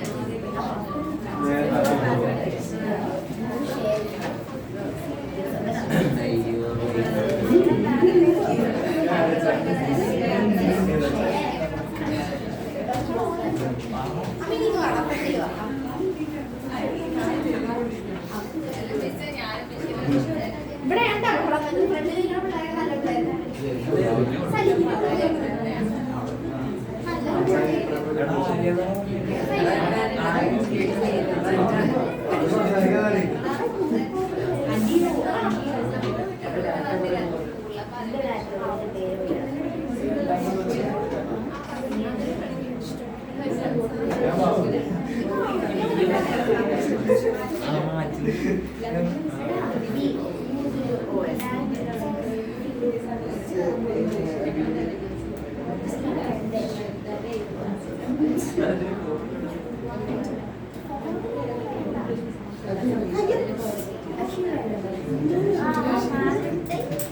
ഒരു minute കഴിച്ചിട്ടില്ലേ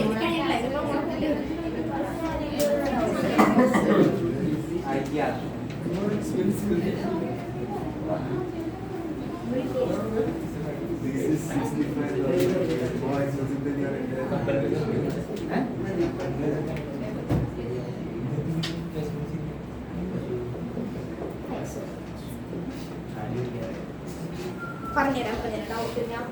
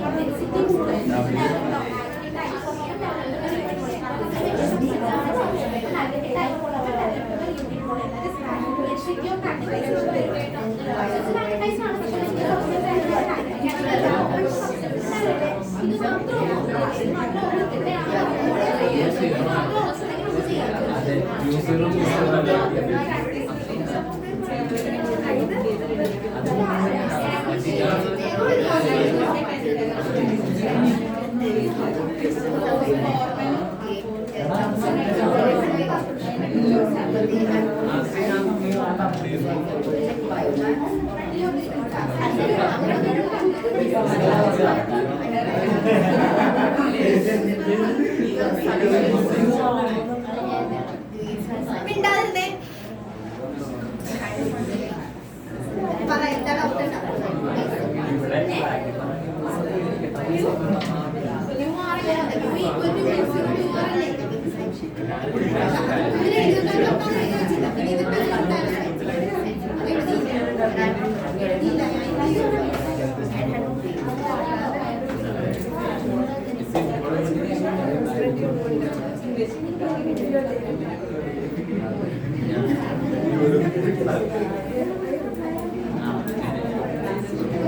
first ചാപ്റ്ററിൽ പഠിക്കണത്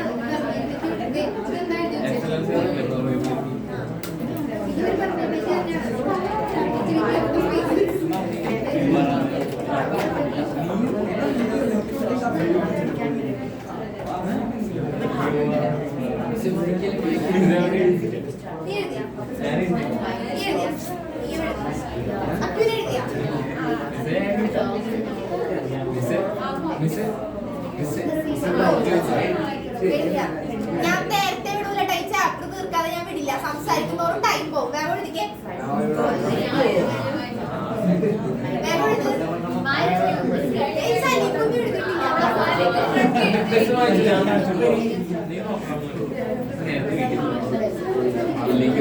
എഴുതിക്കോളൂ എഴുതി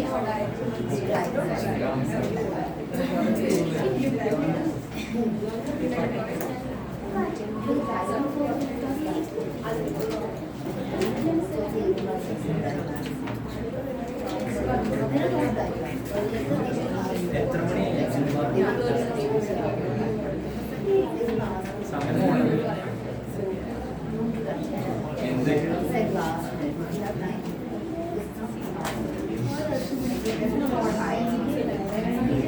ഡിഫറൻസ് ആണ്.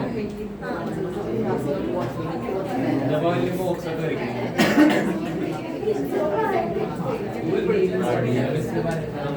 Okay, അടുത്ത ടോപ്പിക്ക് മാഗ്നറ്റിക് മെറ്റീരിയൽസിനെ നമ്മൾ മൂന്നായിട്ട് ക്ലാസിഫൈ ചെയ്യും.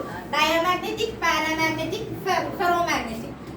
ഓക്കെ, ഇത് ബൈഹാർട്ട് പഠിക്കേണ്ട കാര്യമാണ്.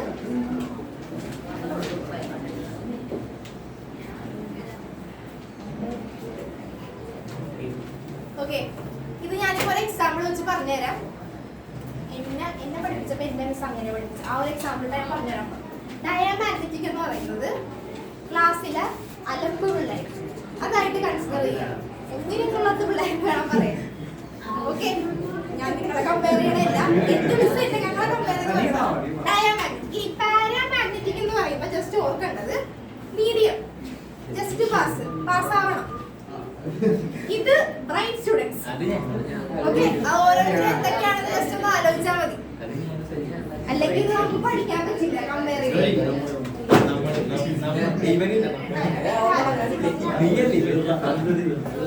ഓക്കെ, അങ്ങനെ പറഞ്ഞാലേ ശരിയാവില്ല. നിങ്ങൾ എത്രത്തോളം ഓർത്തിരിക്കുമെന്ന് എനിക്ക് അറിയില്ല, അതുകൊണ്ടാണ് എക്സാമ്പിൾ പറഞ്ഞത്. ഓക്കെ ഓക്കെ, ഡയമാഗ്നറ്റിക്കിന്റെ ഏകദേശം ആറ്റിറ്റ്യൂഡ് മനസ്സിലായല്ല? താല്പര്യമൊന്നും ഇല്ല, വന്നിട്ട് ഒരു കാര്യമില്ലാത്ത രീതിയിൽ. ഇവർക്ക് പാസ് ആവണം എന്ന ആഗ്രഹമുണ്ട്, മര്യാദക്ക് പിടിക്കില്ല. ഇവര് റൈറ്റ് ആണ്. അപ്പൊ ഞാൻ ഫസ്റ്റ് ഇപ്പൊ നമ്മൾ പറയുന്നത്, ഇപ്പൊ ഈ ഡയമാഗ്നറ്റിക് സബ്സ്റ്റൻസിന് ബുക്ക് കാണുമ്പോ എന്തായിരിക്കും അവർക്ക് തോന്നുന്നത്? ബുക്കിനോട് അവർക്ക് എങ്ങനെയായിരിക്കും അട്രാക്ഷൻ ഉണ്ടാവുന്നത്? ഒരു താല്പര്യം ഉണ്ടാവില്ല. ബുക്കല്ല, ക്ലാസ്സിൽ വരാനായിട്ട് അവർക്ക് എങ്ങനെയായിരിക്കും താല്പര്യം ഉണ്ടാവുന്നത്? താല്പര്യം. അപ്പൊ നീ ഓക്കെ, ഞാൻ ഓരോരുത്തരും നിങ്ങളെ തന്നെ പറയാനല്ല ഞാൻ പറഞ്ഞത്. പഠിക്കാത്ത കുട്ടികൾക്ക് ക്ലാസ്സിൽ വരാൻ അല്ലെങ്കിൽ ബുക്ക് കാണുമ്പോൾ അവര് ബുക്ക് അല്ലെങ്കിൽ ക്ലാസ് ആണ് മാഗ്നറ്റിക് ഫീൽഡായിട്ട് ഇമാജിൻ ചെയ്യേണ്ടത്. ഓക്കെ, കണക്ട് ചെയ്യാൻ വേണ്ടിയാ പറയുന്നത്.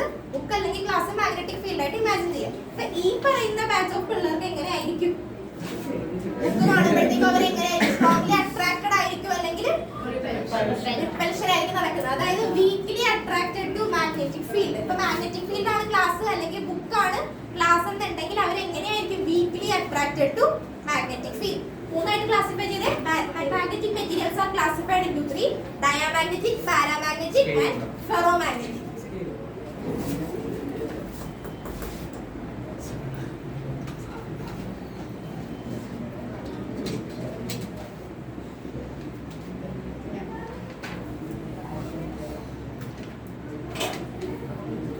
ഇതല്ലെങ്കിൽ സെന്റൻസ് വൈസ് പഠിക്കുമ്പോഴത്തേക്ക് ചിലപ്പോൾ മാറിപ്പോകും. അതാകുമ്പോൾ നമുക്ക് ഓർത്തിരിക്കാമല്ലോ.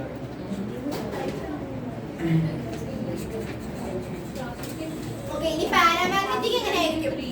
ഓക്കെ, ഇനി പാരാമാഗ്നറ്റിക് എങ്ങനെയായിരിക്കും? പാസ് ആവണമെന്ന് ആഗ്രഹമുണ്ട്, അപ്പൊ ക്ലാസ്സിൽ വരണം, ബുക്ക് പഠിക്കണം, അല്ലാതെ രക്ഷയില്ല. അപ്പൊ അവരെങ്ങനെയായിരിക്കും? ന്യൂട്രൽ ആയിരിക്കില്ല. അവരെങ്ങനെയായിരിക്കും? They are attracted towards magnetic field. പക്ഷെ ഈ ഫെറോമാഗ്നറ്റിക് എന്തായിരിക്കും ഉദ്ദേശം? ക്ലാസ്സിൽ വരണം, പഠിക്കണം, അത് മാത്രമേ അവർക്ക് ഉദ്ദേശം ഉണ്ടാവുള്ളൂ അല്ലെ? അപ്പൊ അവരെങ്ങനെയായിരിക്കും? They are strongly attracted to magnetic field. അത് റിലേറ്റ് ചെയ്ത് പഠിക്കാൻ വേണ്ടിയാണ് ഈ ഒരു എക്സാമ്പിൾ പറയുന്നത്. ഇനി എക്സാമിന് ചോദിച്ചു കഴിയുമ്പോൾ ക്ലാസ്സും ബുക്കും ഇതൊന്നും എഴുതി വെക്കരുത്. ഓക്കെ, ജസ്റ്റ് അപ്പൊ മനസ്സിലായല്ലോ ഡയമാഗ്നറ്റിക് എങ്ങനെയാണ്, ക്യാരക്ടർ എങ്ങനെയാണ്? ക്ലാസ്സിലും വരുന്നത്, ബുക്കും ഇഷ്ടമല്ല, അതുകൊണ്ട് they are weakly attracted towards magnetic field. ഇവിടെ നമ്മൾ ക്ലാസ് അല്ലെങ്കിൽ ആ ഒരു ബുക്ക് നമ്മൾ മാഗ്നറ്റിക് ഫീൽഡ് ആയിട്ടാണ് കൺസിഡർ ചെയ്തേക്കുന്നത്. So they are weakly attracted towards magnetic field. Paramagnetic okay, എന്താണ്? Towards magnetic field. They are attracted towards magnetic field.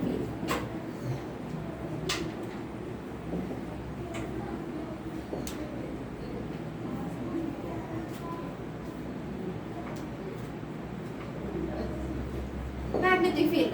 ഇനി ഫെറോ എങ്ങനെയാണ്? They are strongly attracted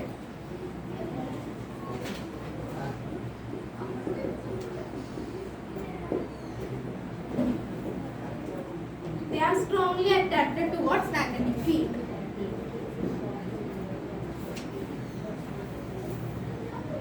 okay, ഇനി അടുത്തത് നമുക്ക് ക്ലാസ്സിൽ വന്നു. താല്പര്യം ഇല്ല വരാൻ, എന്നാലും വന്ന് ഡയാമാഗ്നറ്റിക് ക്ലാസ്സിൽ വന്ന്. ഇനി വന്നു കഴിഞ്ഞിട്ട് ഇരിക്കണത് എവിടെ ആയിരിക്കും? നിങ്ങൾ ഉദ്ദേശിച്ചല്ല പറയണത്. ഇരിക്കുന്നത് പൊതുവെ അവർക്ക് ഫ്രണ്ട് ചെയ്തിരിക്കാൻ താല്പര്യം ഉണ്ടാവും ഇല്ല. ഞാൻ അങ്ങനെയല്ല പറയുന്നത്, അതിലൊന്നും ഉദ്ദേശിച്ചല്ല. Okay, okay. അപ്പൊ ഇവരെങ്ങനെയായിരിക്കും? ക്ലാസ് വേണ്ട, ബുക്ക് കാണുമ്പോ തന്നെ എങ്ങനെയായിരിക്കും? ബുക്കിൽ നിന്ന് ഓടി മാറാനേ നോക്കുള്ളൂ. പഠിക്കണ്ട പഠിക്കണ്ട എന്നൊരു മനോഭാവമാണ് ഇത്. ഓക്കെ, അപ്പൊ എങ്ങനെയായിരിക്കും? ഇപ്പൊ നമ്മൾ എന്തുപോലെയാ പറഞ്ഞത്? നീങ്ങിയിരിക്കുമെന്നാ പറഞ്ഞത്. അപ്പൊ they are moving from strong to weak. Strong ഫീൽഡിൽ നിന്ന് വീക്ക് ഫീൽഡിലേക്കായിരിക്കും മാറുന്നത്. ഇപ്പൊ എന്റെ അടുത്ത് വന്ന് ഇവിടെ അടുത്തിരുന്നാലല്ലേ നന്നായിട്ട് പഠിക്കാൻ പറ്റൂ. ഓക്കെ, ഇത് സ്ട്രോങ് ഫീൽഡ്. ബാക്കിലിരിക്കുമ്പോ പല ടെൻഡൻസി ഉണ്ടാവും. നിങ്ങളെ കമ്പയർ ചെയ്ത് ഞാൻ പൊതുവെയുള്ള കാര്യം പറയുന്നത്. ഓക്കെ, പല ടെൻഡൻസി ഉണ്ടാവും. സോറി. ഓക്കെ, അപ്പൊ ബാക്കിലിരിക്കുമ്പോ പല ടെൻഡൻസി ഉണ്ടാവും. സംസാരിക്കാം, ഫോണിൽ നോക്കാം, പല ടെൻഡൻസി ഉണ്ടാവും. പക്ഷെ ഫ്രണ്ടിലിരിക്കുന്ന പിള്ളേർക്ക് അതൊന്നും പറ്റില്ല, കാരണം എന്നെ തന്നെ ശ്രദ്ധിച്ചിരിക്കണ്ടേ. ഓക്കെ, അപ്പൊ ഇവരെങ്ങനെയാണ്? They are moving from strong to weak. They move from strong magnetic field to എഴുതുന്നില്ല, ഞാൻ പറയുന്നു, എഴുതിക്കോ. ഞാൻ എന്താ എഴുതണം? എനിക്ക്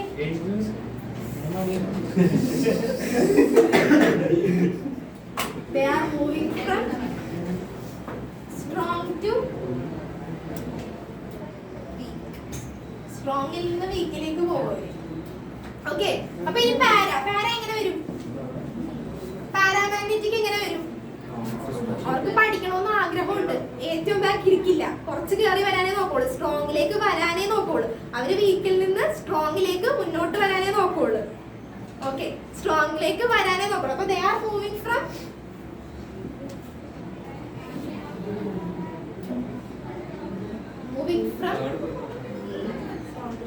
weak to strong. ബാക്കി പോയിരുന്നിട്ടുണ്ടെങ്കിൽ പ്രശ്നമാവുന്നോട്ട് അവര് കുറച്ച് കയറി വരില്ല. ഇനി ഇവരെങ്ങനെയായിരിക്കും?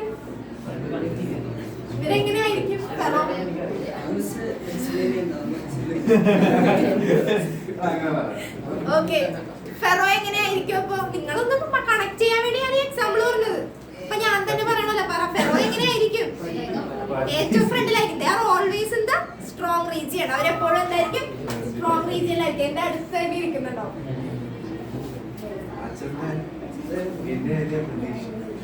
They are always in the strong region.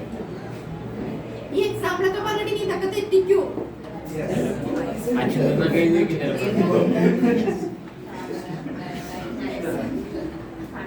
Okay, അടുത്തത് വന്ന് ഇരിക്കാനുള്ള സീറ്റ് ഒക്കെ കിട്ടി. ഈ സീറ്റ് കിട്ടിക്കണ്ട് ഇരിക്കണ സീറ്റിൽ എങ്ങനെയായിരിക്കും? ഇവരെങ്ങനെയായിരിക്കും? ഓക്കെ, ബാക്കിൽ ഇപ്പൊ അതിലും ബാക്കിൽ ആളുണ്ടെന്ന് വിചാരിക്കും, അവരുടെ ഇല്ല. ഓക്കെ, അപ്പൊ ഡയാമാഗ്നറ്റിക് സബ്സ്റ്റൻസ് എങ്ങനെയായിരിക്കും? ക്ലാസ്സിൽ വന്നിരുന്ന് കഴിഞ്ഞിട്ട് പിന്നെ എങ്ങനെയായിരിക്കും? എന്നെ തന്നെ ശ്രദ്ധിച്ചോണ്ടിരിക്കുവോ? എന്നെ തന്നെ ശ്രദ്ധിച്ചിട്ടായിരിക്കും ഇരിക്കുന്നത്.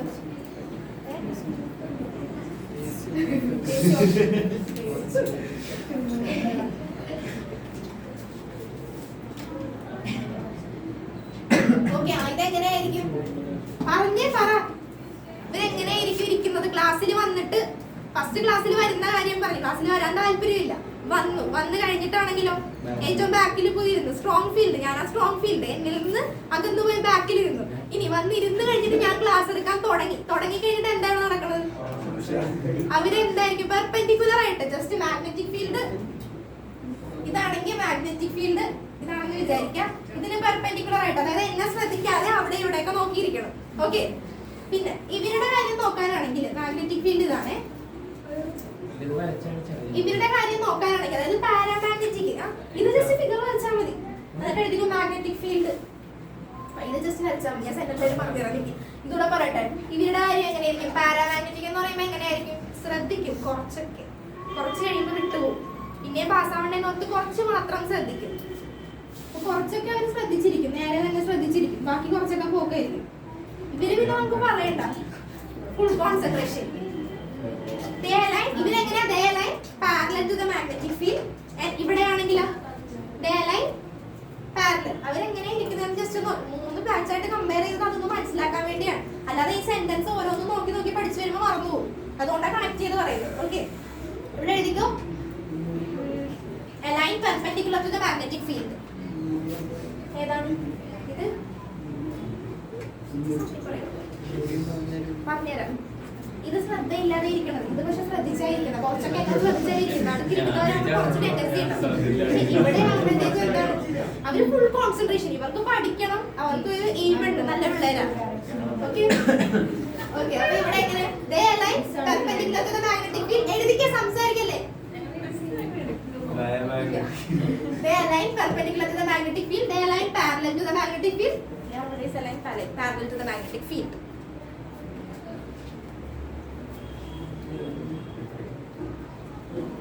കറക്റ്റ് ദിവസമാണ് നിങ്ങൾ ബാക്കി പോയിരുന്നു.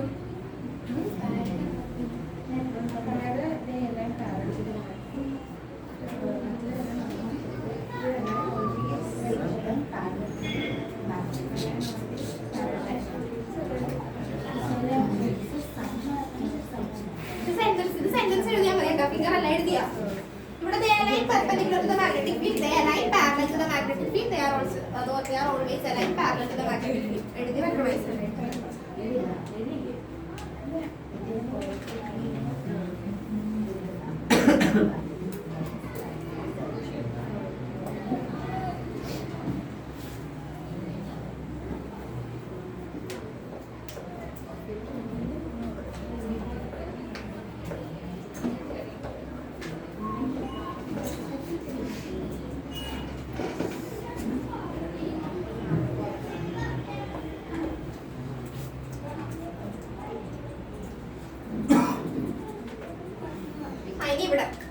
ഇനി ഇവിടെ ബുക്ക് വായിക്കണമെന്ന് വിചാരിക്കും. ബുക്ക് വായിച്ചു കഴിയുമ്പോഴത്തേക്കും വായിക്കുന്ന കാര്യങ്ങൾ ഇപ്പൊ ജസ്റ്റ് വായിക്കാൻ താല്പര്യം ഇല്ലായിരുന്നു, ക്ലാസ് കേൾക്കാൻ താല്പര്യം ഇല്ലായിരുന്നു, എന്നാലും നിർബന്ധിച്ച് വന്നിരുന്നു ആ ബുക്ക് എടുത്ത് വായിക്കണമെന്ന് വിചാരിക്കും. വായിച്ചു കഴിഞ്ഞ് കേട്ട കാര്യങ്ങൾ പിന്നെ എങ്ങനെയായിരിക്കും?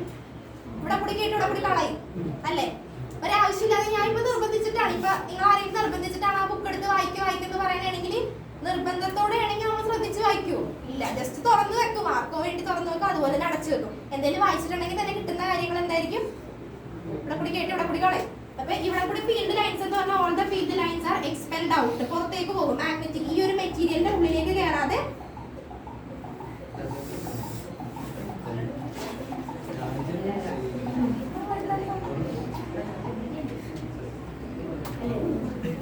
all the magnetic field lines are expelled out. എല്ലാ ലൈൻസും എക്സ്പെൽ ചെയ്ത് പോകും. ഓക്കെ. ഇനി ഇവരുടെ കേസ് ആണെങ്കിൽ ഇപ്പൊ എങ്ങനെ വരും? ഇവരുടെ കേസ് ആണെങ്കിൽ എങ്ങനെ വരും? പാര എന്ന് പറയുമ്പോ എന്താണ്? കുറച്ചൊക്കെ ഇപ്പൊ വായിച്ച കാര്യങ്ങൾ കുറച്ചൊക്കെ ഓർമ്മയിൽ നിർത്താൻ ശ്രമിക്കും.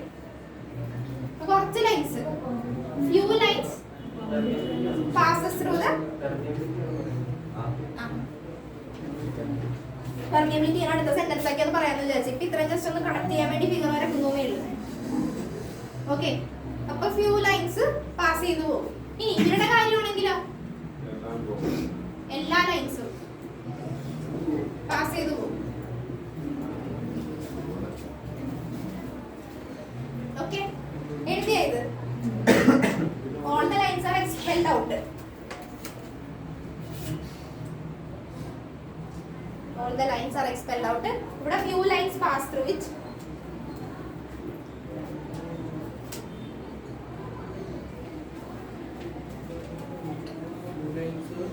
Passed through the material.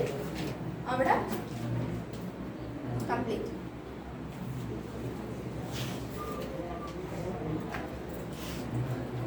Now all the lines are passed through the material. ഇല്ലേ ഇങ്ങോട്ട്.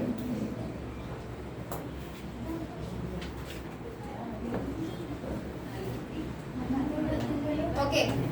അപ്പൊ ഞാൻ ഇപ്പൊ പറഞ്ഞ എക്സാമ്പിൾസ് നമ്മൾ പറയുമ്പോ നമ്മൾ പെർമിയബിലിറ്റി എന്താ പഠിച്ചത്? പെർമിയബിലിറ്റി എത്രത്തോളം ലൈൻസ് ആ ഒരു മെറ്റീരിയലിൽ കൂടി പാസ് ചെയ്ത് പോകും. ഇവരുടെ കാര്യം നോക്കുമ്പോഴത്തേക്കും മ്യൂ ഇസ് ലെസ് ദാൻ 1. ഓക്കെ. മ്യൂവിന്റെ വാല്യൂ ലെസ് ദാൻ 1. കാരണം എല്ലാ ലൈൻസും പുറത്തൂടെയല്ലേ പോകുന്നത്, കംപ്ലീറ്റ്ലി എക്സ്പെൽഡ് ഔട്ട്. ഇനി ഇവരുടെ കാര്യം നോക്കാനാണെങ്കിൽ mu is greater than 1 but small ആയിരിക്കും. Okay. Mu is greater than 1 but small. ഇനി ഇവരുടെ കാര്യം നോക്കാനാണെങ്കിൽ mu is very greater than 1.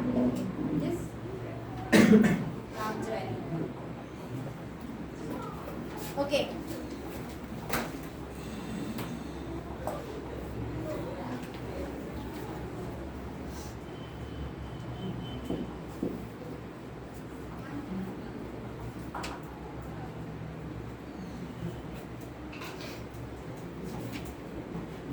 എഴുതിയോ?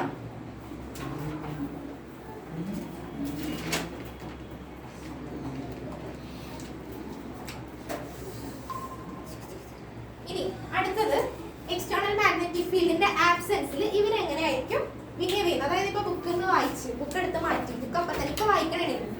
ഓക്കെ, ബുക്ക് എടുത്ത് ഞാൻ മാറ്റി എന്തെങ്കിലും ക്വസ്റ്റ്യൻ ചോദിച്ചിട്ടുണ്ടെങ്കിൽ എന്തായിരിക്കും സ്ഥിതി? ഡയാമാഗ്നറ്റിക് എന്തായിരിക്കും?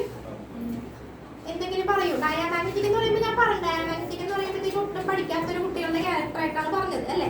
അപ്പൊ ഡയാമാഗ്നറ്റിക് എന്ന് പറയുമ്പോഴത്തേക്കും ഇപ്പൊ ബുക്ക് അടച്ചു വെച്ച്, ബുക്കാണ് മാഗ്നറ്റിക് ഫീൽഡ് എന്ന് വിചാരിക്കുക. അത് അടച്ചു വെച്ച് കഴിഞ്ഞിട്ടുണ്ടെങ്കിൽ ഇപ്പൊ എന്തെങ്കിലും ചോദിച്ചാൽ കിട്ടും അല്ലാണ്ട് ഇപ്പൊ ക്ലാസ് എടുത്തോണ്ടിരിക്കണേ. ഞാൻ ഈ ക്ലാസ്സിൽ നിന്ന് പോയി കഴിഞ്ഞിട്ട് വേറെ ആളൊന്നും ചോദിച്ചിരിക്കട്ടെ എന്തായാലും പറയും.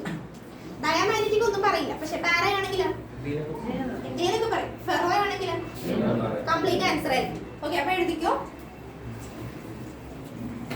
With the presence of, with the absence of external magnetic field, diamagnetic, absence of external magnetic field, they completely lose its magnetic property. They completely lose its magnetic property. External magnetic field completely lose its magnetic property.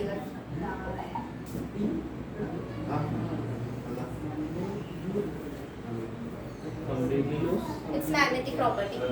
ഇവിടെ കുറച്ച് കിട്ടും. They retain some magnetic property. ഇവിടെ ആണെങ്കിലോ they retain completely.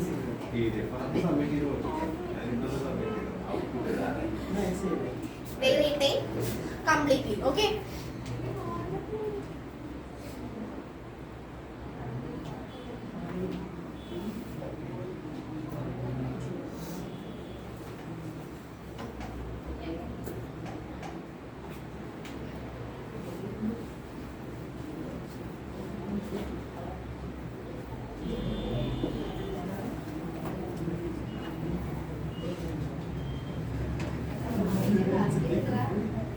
Okay.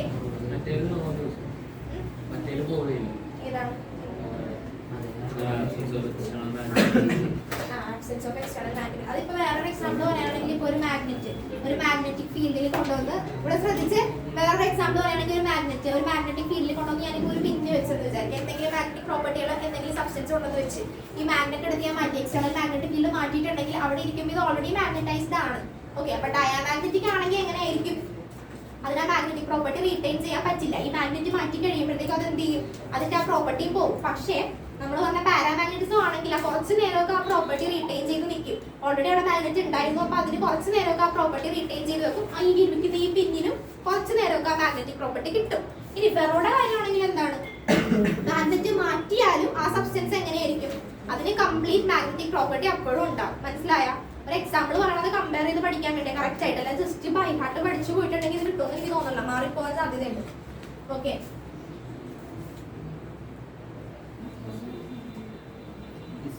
അപ്പൊ നമ്മൾ ഈ retaining capacity എന്ന് പറഞ്ഞാൽ നമ്മൾ പഠിച്ചത് എന്തിനാ? സസെപ്റ്റബിലിറ്റി അല്ലേ. അപ്പൊ സസെപ്റ്റബിലിറ്റി, ഇവിടുത്തെ സസെപ്റ്റബിലിറ്റിയുടെ വാല്യൂ എന്താ? Susceptibility retaining capacity. അപ്പൊ ക്വസ്റ്റ്യൻ ചോദിച്ചിട്ടുണ്ടെങ്കിൽ പ്രത്യേകിച്ച് കാര്യമൊന്നുമില്ല. ഡയാമാഗ്നറ്റിക് ആൻസർ എന്തായാലും പറയൂ. പോസിറ്റീവ് ആയിട്ടായിരിക്കും ആൻസർ തന്നെ നെഗറ്റീവ് ആയിരിക്കും? നെഗറ്റീവ് ആയിരിക്കും. അപ്പൊ കൈയുടെ വാല്യൂ എന്താണ്? നെഗറ്റീവ്. പക്ഷെ പാരാമാഗ്നറ്റിസത്തിന്റെ അടുത്ത് ക്വസ്റ്റ്യൻ ചോദിച്ചിട്ടുണ്ടെങ്കിൽ പറയാൻ സാധ്യതയുണ്ടോ?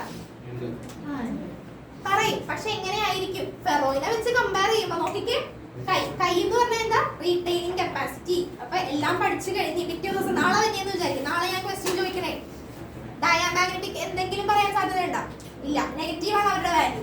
ഇനി പാരാമാഗ്നറ്റിസത്തിലേക്ക് വരുമ്പോഴത്തേക്കും എങ്ങനെയായിരിക്കും സ്ഥിതി? എങ്ങനെയായിരിക്കും? ഒരു പാരാമാഗ്നറ്റിസം എന്ന് പറയുമ്പോ ആ ഒരു ഗ്രൂപ്പിനെ ഒന്ന് ആലോചിച്ച് നോക്കുക. അവരെങ്ങനെയായിരിക്കും? പറയാൻ സാധ്യതയുണ്ടോ? പറയും. പക്ഷെ എത്രത്തോളം പറഞ്ഞാൽ കുറച്ചേ പറയാൻ സാധ്യതയുള്ളൂ. അപ്പൊ കൈയുടെ വാല്യൂ പോസിറ്റീവ് ആണ്, പക്ഷെ എന്താണ്? സ്മോൾ ആണ്. പക്ഷെ ഇനി അടുത്തത് ഫെറോയുടെ അടുത്തേക്ക് പോകുമ്പോൾ ഫുൾ കോൺഫിഡൻസ് ആയിരിക്കും. ഫെറോ എന്തായിരിക്കും? ഫെറോയുടെ വാല്യൂ എന്തായിരിക്കും? ഫെറോ പോസിറ്റീവ് ആയിരിക്കും. അതുപോലെ തന്നെ ഹൈ വാല്യൂ പോസിറ്റീവ് ആണ്. ഹൈ ഓക്കെ, ലാസ്റ്റ്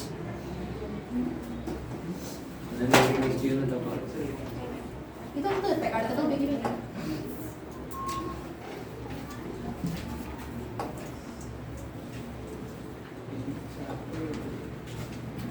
ഇനി temperature dependence.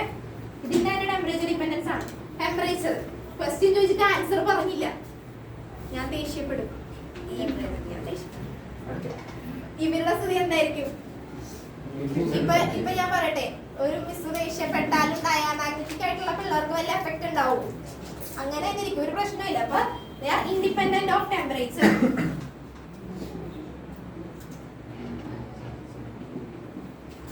Independent of temperature ഇവിടെ ആണെങ്കിലോ ഇവര് ദേഷ്യവും കൂടി പെട്ടിട്ടുണ്ടെങ്കിൽ അവർ എന്തായാലും എന്തായിരിക്കും പോസിറ്റീവ് ആയിരിക്കും, അവർ പഠിക്കും. അപ്പൊ അതേ ഡിപ്പെൻഡ്. അതുപോലെ തന്നെ ഫെറോമാഗ്നറ്റും എന്തായിരിക്കും?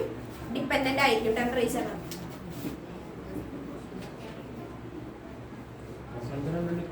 അത് രണ്ടും ഡിപ്പെൻഡ്. ഫസ്റ്റ് മാത്രമേ പ്രശ്നമുള്ളൂ.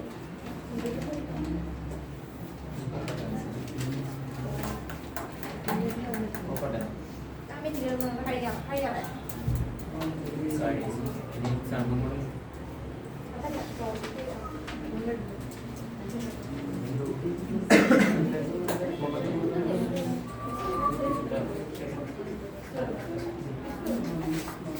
ഇത് എക്സാം കൂടെ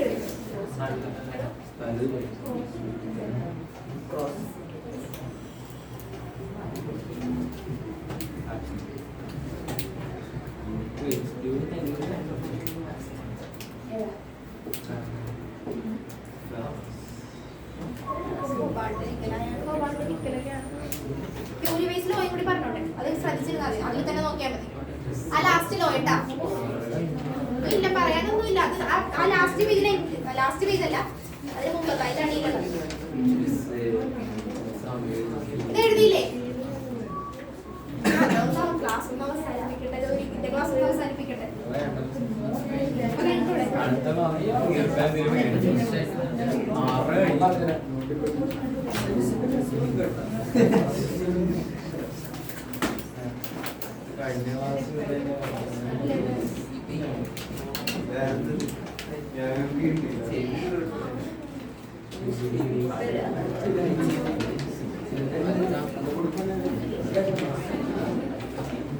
ഓക്കെ, അടുത്തത് ജസ്റ്റ് ലോ. ഈ ലോ മാത്രം പറഞ്ഞാൽ മതി. ക്യൂരിവേസ് ലോ. ഈ ലോ ആപ്ലിക്കബിൾ ആവുന്നത് പാരാമാഗ്നറ്റിക് മെറ്റീരിയലിന് മാത്രമാണ്. കാരണം paramagnetic material diamagnetic temperature independent ആണ്. ഓക്കെ, ഇവിടെ പാരാമാഗ്നറ്റിക് മെറ്റീരിയൽ, കുറെ പാരാമാഗ്നറ്റിക് മെറ്റീരിയൽ. കൈ എന്താണ്? വേഗം പറഞ്ഞ വേഗം വിടാം. കൈ എന്താ? സസെപ്റ്റബിലിറ്റി. കൈ എന്താ? Susceptibility. Susceptibility is inversely proportional to temperature. Proportionality constant മാറ്റി അവിടെ ഒരു സി കൊടുത്തു. Chi equal to C by T. ഇതാണ് ക്യൂരിവേസ് ലോ.